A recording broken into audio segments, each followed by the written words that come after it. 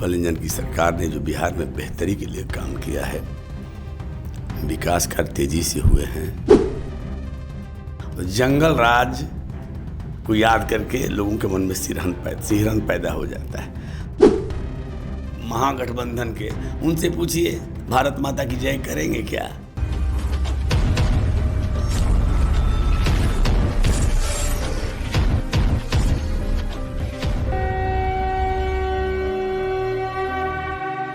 नमस्कार, मैं अभिषेक तिवारी। आप पहुंचा हूं इस वक्त आरा में और आपको पता है यहाँ से भारतीय जनता पार्टी के कैंडिडेट है संजय टाइगर जी। और काफ़ी कुछ आरा में पिछली बार भी घटित हुआ था टाइट रोप पे। आपको पता है कि इस वक्त जो चुनावी माहौल है, इसी कारण हम यहाँ पर इंटरव्यू के लिए आए हुए हैं। सर, शो में आपका स्वागत है। धन्यवाद।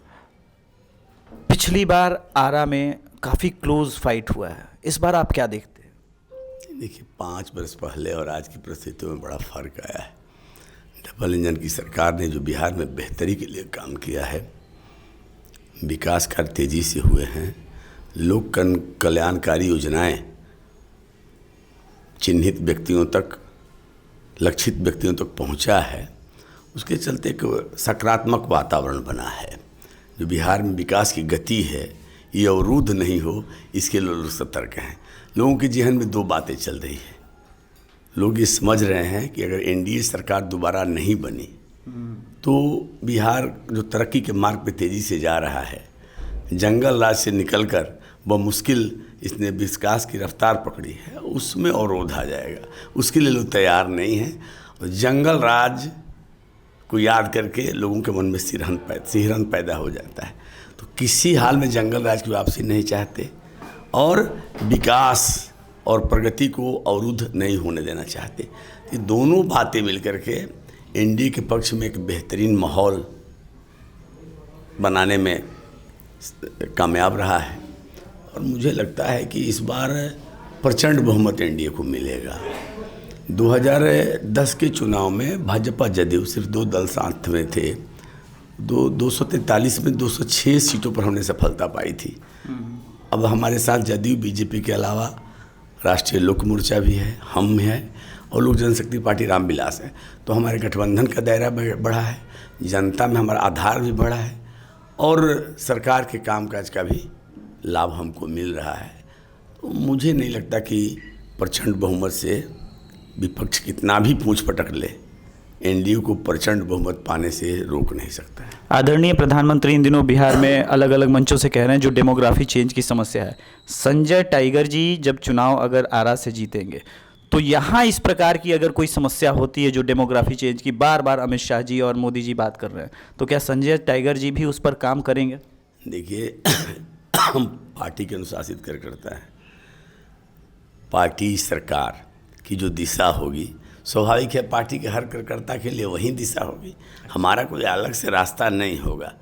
बीजेपी पार्टी के नाते जो रास्ता तय करेगी, एनडीए सरकार जो रास्ता तय करेगी, तो हम तो उसमें सहयोगी और सहभागी बनेंगे। अगर अलग रास्ता भला कोई थोड़े तय कर सकता है। अच्छा, संजय टाइगर जी जब चुनाव जीतेंगे यहाँ से, तो उनके पास अगले 5 साल का क्या विजन है? देखिए, जो समस्याएं हैं, जनहित से जुड़े मुद्दे हैं, उसके समाधान का प्रयास होगा। मुद्दे बहुत हैं और देखिए, विकास एक अनवरत चलती रहने वाली प्रक्रिया है। लगातार विकास हो रहा है, नई नई आवश्यकता पैदा होती है। तो उन सारे मुद्दों को और जो सारे ज्वलंत समस्याएं हैं, वो सब हमारे जेहन में हैं। और मुझे लगता है कि अभी उसके लिए वक्त नहीं है। अब चुनाव में तो उसकी बात करना तो हर लोग बात करता है। अब विपक्ष के लोग तो जहाँ नदी नहीं है वहाँ भी पुल बनवा रहे हैं। नहीं, वो तो हर घर से नौकरी दे ही रहे। बिल्कुल, क्या नौकरी 15 दिए हैं, नौकरी दिए हैं, बदले में ज़मीन लिए हैं। और आरा में इतना ज़मीन बा, आरा में इतना ज़मीन बा कि अगर मान लीजिए वो लोग जो कह रहे हैं कि हम सरकारी नौकरी देंगे हर घर। लालू जी, राबड़ी जी के शासनकाल को लोगों ने देखा है। लोगों को पता है, नौकरी छोड़ बाहर भागना पड़ा। जो बिहार में अराजकता का माहौल था, उद्योग धंधे बंद हो गए, व्यापारियों को पलायन करना पड़ा। तो लोग उनके बातों पे भरोसा नहीं करते।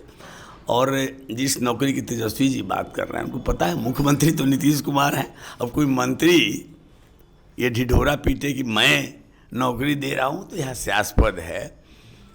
नौकरी जिन लोगों को रेलवे में उनके पिताजी ने दिया था, उसके बदले ज़मीन लिया गया। मामला चल रहा है, बेल पर हैं। ये लोग कह रहे हैं पॉलिटिकल वेंडेटा है। नहीं देखिए, पॉलिटिकल वेंडेटा आप पर जब आरोप लगेंगे तो आप अदालत में अपने को निर्दोष साबित करेंगे ना।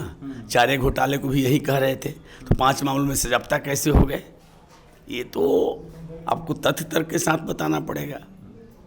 ठीक, आखिरी प्रश्न आरा की जनता की तरफ से, अगर आप चुनाव जीत जाते हैं तो यहाँ 2-3 समस्याएं जो मैंने फेस की है, जैसे जल जमाव वगैरह, इस पर विधायक जी का क्या विजन है? और आने वाले समय में आरा में रोजगार की समस्या के लिए आपके पास क्या विजन? देखिए, आज हम लोग का फोकस चुनाव पर है और चुनाव के बाद हम लोग बैठकर तय करेंगे कि जो यहाँ के मुद्दे हैं, जो समस्याएं हैं, उसका कैसे निराकरण किया जाए, कैसे समाधान किया जाए। चुनाव के वक्त कोई कुछ बोल भी दे तो लोगों को भरोसा होता है क्या? मतलब करके दिखाना होता है। और हम भारतीय जनता पार्टी के लोग हैं, जो कहते हैं वो करते हैं। हमने कहा 370 हटाएंगे, किसी को यकीन नहीं हो रहा था, हटा कि नहीं होता। भव्य राम मंदिर का निर्माण होगा, हुआ कि नहीं हुआ? तो हम करके दिखाने वाले लोग हैं, हम वही बोलते हैं जो करते हैं। तो कल जो संकल्प पत्र जारी हुआ है उसको आप लोग पूरा करें? आप देखिए ना, पिछले बार जो हमने संकल्प पत्र में घोषणा किया था कि अगर हमारी सत्ता सरकार आई तो हम 10 लाख सरकारी नौकरी और 10 लाख और नए रोजगार के अवसर पैदा करेंगे। और आज आंकड़ा क्या है, डेटा क्या बोल रहा है? आज तो जीविका सरकारी नौकरी दिया जा चुका है और लगभग 38 लाख लोगों को रोजगार के अवसर मिले हैं, रोजगार के अवसर सृजित किए गए हैं। ये 50 लाख का आंकड़ा चला गया, 20 लाख कहा, 50 लाख किया। तो लोगों को तो भरोसा है हमारे बातों पर ना। एनडीए की सरकार जो कहती है वो करती है। उनके बारे में धारणा है जो करेंगे वो कहेंगे नहीं, जो कहेंगे वो करेंगे नहीं। उन पर भरोसा कौन करेगा? अब ऐसे भी सरकार आनी नहीं है तो ना नौमन तेल होगा, ना राधा नाचेगी। हम लोग 1.25 यूनिट बिजली फ्री कर रहे हैं, आप कर हम इसे ज़्यादा करेंगे। आपके शासनकाल में बिजली था ही नहीं, फिर बिजली रहेगी ही नहीं। मीसा भारती ने भी आरोप लगाया कि आप लोग कहाँ से देंगे 1 करोड़ जॉब, आप लोग के पास कोई विजन है ही नहीं। मीसा भारती ने बोला हमने 20 लाख कहा तो 50 लाख दिया ना। हाँ दिया, हमारी जिम्मेवारी है ना।